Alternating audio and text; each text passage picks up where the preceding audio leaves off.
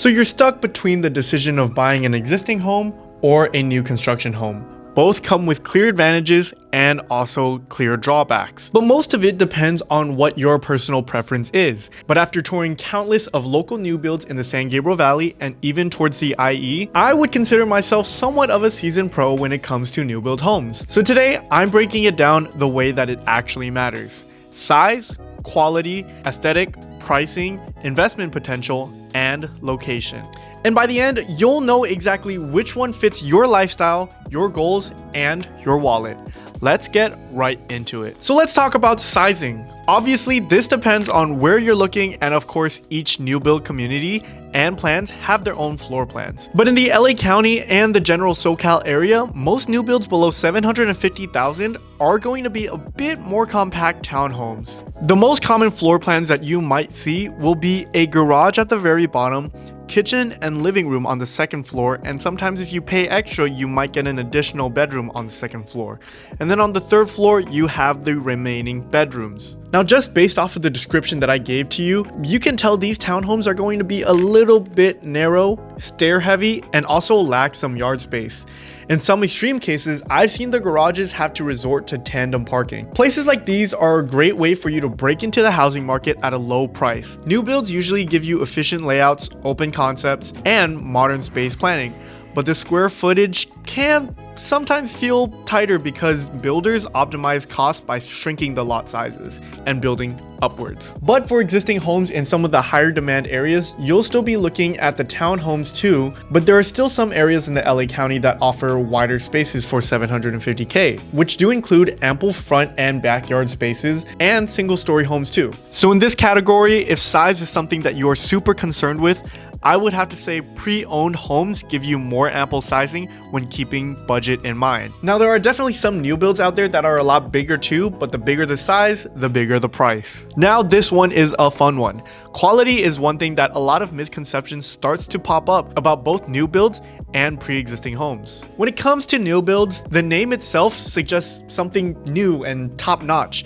but from the past experiences, we've actually found that to be a little bit of a mixed bag of chips. New builds come with new materials, new systems, and builder warranties, but because they are usually a bit rushed, inspectors oftentimes find some safety violations that need to be addressed. The silver lining though is that because we are purchasing directly from the company, it will be somewhat easier for us to request to get repairs done, which is also a great reason why it's important to still work with a realtor even when purchasing a new build. And the best part is the builders cover our commissions, so buyers don't really have to pay us. Now, with existing homes, one thing to note is that they have withstood the test of time. If they've been maintained well, you can end up with stronger craftsmanship and durable materials you rarely see today, like real wood floors. But you could also be taking a gamble with this. You'll need a reliable realtor with strong inspection team to point out potential issues. Older systems might need upgrading, and when we start to talk about very invasive or costly updates like roofing, plumbing replacement, electrical,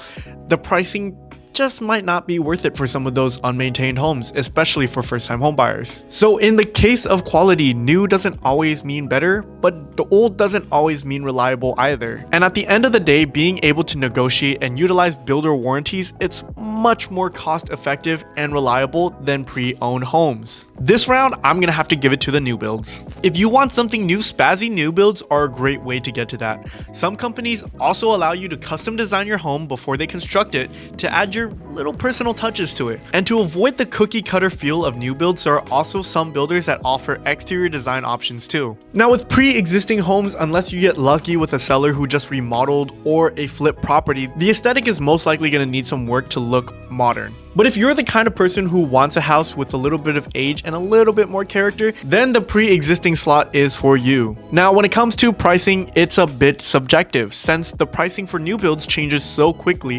which we've covered in our previous Realtor Roast podcast episodes. So for those who buy at the cheapest after they raise the prices for further phases, it also means that prices of any phases bought in phase 1 also go up with those prices too. Which also means that any house that was bought in phase 1, when they start raising the prices in later phases, the price of that phase 1 home also raises too. But when it comes to bang for buck, new builds do offer some smaller options compared to what's normally found out there. So now there is a lower barrier to entry. And for some of the mid-level new builds, they're around the same price as nearby homes. But with buyer incentives from builders, you might see yourself walking away with a lower rate or some extra add-ons. And on top of that, you hopefully won't have to see too much maintenance for the first couple of years. On the offhand, if you buy a pre-owned home, you will be looking at a lot more maintenance. I will say, although they are a little bit similar in pricing, for the main reason that new builds provide smaller and cheaper options, making the barrier of entry a lot lower, I'm gonna have to give this one to the new builds. Now with the new builds, there's a lot of potential, but of course, it depends on what kind of investment game you're playing.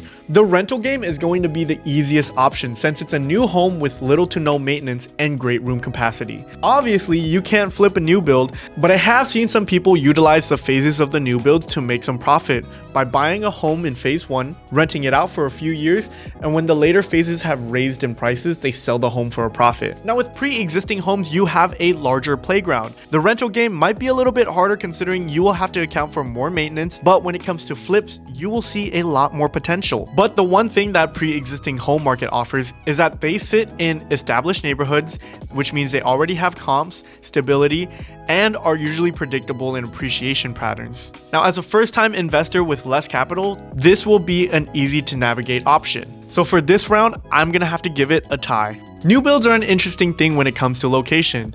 Now, usually you won't find the most common townhomes in high demand areas. Usually you'll find them in neighboring areas where land is cheap, but it doesn't mean it's in a bad area. It just means that you'll more likely have to settle with a bit of a commute. Now, there are some new builds in high demand areas too, but they usually are smaller projects ranging from 5 to 6 units or are higher in price. Now with established homes, there are a lot around, so they tend to sit around city centers, jobs, and established neighborhoods with existing demand. So for this one, I'm gonna have to give it to pre-existing homes. At the end of the day, there's no wrong choice, just the right choice for your lifestyle and goals. If you want modern convenience, builder perks, and low maintenance, go with new builds. But if you want more space, character, and proven neighborhoods, go secondhand. Either way, you should be running the numbers, trusting the data, and making sure that the home matches your long-term plans. If you're still having some troubles of where to go or want some additional information or questions answered, don't be afraid to shoot me a text at the details down below.